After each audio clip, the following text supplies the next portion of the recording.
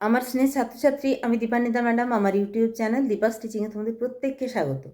আজকের ভিডিওটা সম্পূর্ণরূপে মাধ্যমিকের স্টুডেন্টদের জন্য। মাধ্যমিক 2026, তোমরা যারা এই 2026 সালে মাধ্যমিক পরীক্ষার্থী, তোমাদের পরীক্ষা আজ থেকেই শুরু হচ্ছে। তোমাদের প্রত্যেক ছাত্রছাত্রীর জন্য আমার তরফ থেকে, আমার চ্যানেলের তরফ থেকে অন্তহীন শুভকামনা।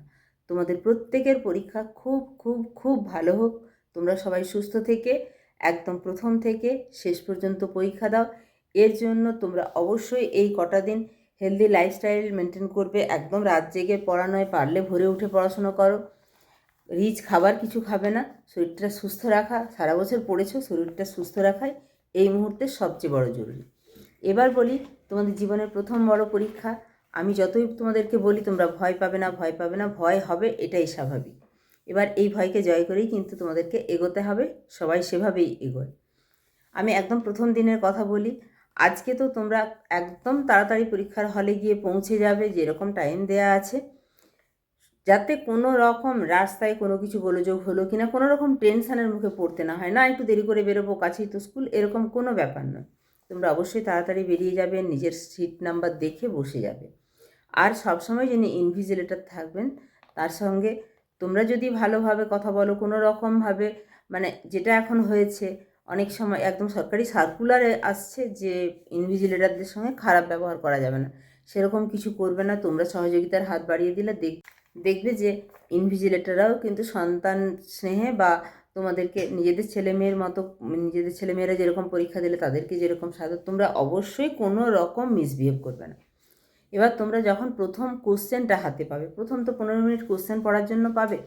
আমি এটা সববারই বলে থাকি, আবারও বলছি, একদমই তাড়াহুড়ো করবে না, কোশ্চেন সিলেক্ট করবে না। জাস্ট 1 মিনিট একটু চুপ থাকবে কোশ্চেনটা হাতে পাওয়ার পরে। যখন দেখবে একটা একদম নিজের মধ্যে এক মানে ভয়ের স্রোত চলছে, সেই সময়টা পেরিয়ে গেলে জাস্ট 1 মিনিট পরে কোশ্চেনটা পড়তে শুরু করবে। কোশ্চেন সিলেক্ট করবে যে তুমি কোনগুলো করছো, কোনগুলো করবে না। যাই হোক, এইটা তোমাদের খাতা।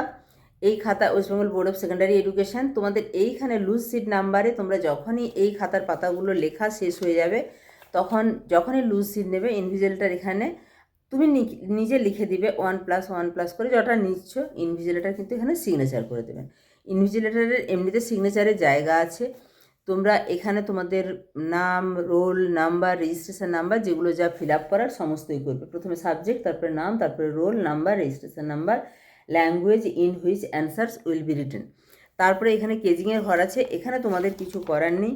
এখানে যে নিয়মাবলীগুলো লেখা আছে অ্যাডমিটে ছিল, আমি আগেই জানিয়েছি, আর রিপিট করছি না। আজকে একদমই সংক্ষিপ্ত। এটা পুরানো বছরের খাতায়, এবছর নতুন খাতায় এই প্রথম পাতার পরে একটা কেজিং পেজ পাবে। সেটা আমাদের জন্য, আমরা যখন তোমাদেরকে নম্বর দেবো ওইখানে কেজিং করে লেখা থাকবে। সেইটা বাদ দিয়ে তার পরের পাতা থেকে লিখতে শুরু করবে। তার জন্য তোমরা মার্জিন টানতে শুরু করো। তোমাদেরকে প্রথমেই বলি, তোমরা খাতাটাকে জাস্ট এইরকমভাবে প্রথমেই মুড়ে নেবে। কতটা কি মার্জিন টানার সময় পাচ্ছ না পাচ্ছ, সেটা যদি মার্জিন টানার সময় না পাও তাহলে শেষে মার্জিন টেনে দিবে, কিন্তু এইভাবে মুড়ে নেবে। এই দিকটাতে আবার এই যে এন্ডের দিকটা, এই দিকটাকে উল্টো দিক করে জাস্ট দেখিয়ে দিচ্ছি, ঠিক ততটাই। দেখো, উল্টো দিক করে এই যে এইভাবে মুড়ে দিলাম, এইভাবে উল্টো দিক করে এইভাবে চেপে দিলাম।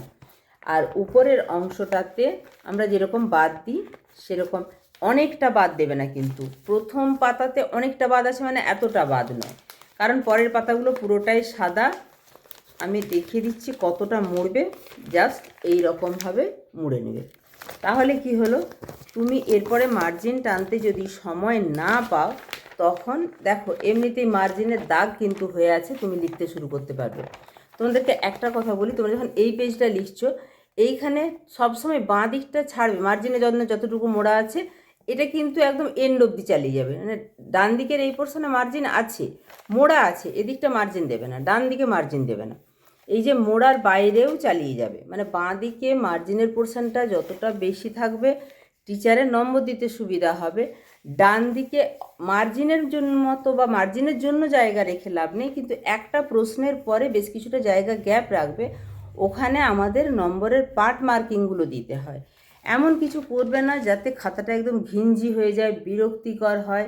অনেকে আবার বিরক্ত করার জন্যও একটা পোর্শন এখানে, মানে একটা কোশ্চেনেরই একটা পোর্শন সামনের পাতায় আর একটা পোর্শন হয়তো 3 নম্বর পাতায়, তার যদি কিছু পার্ট থাকে, ধরো শর্ট কোশ্চেন 7টা আছে, প্রথম পাতাতে 3টা, 3 নম্বর পাতাতে 2টো, আবার বাকিগুলো একদম লাস্টের পেজে, এই রকম করবে না।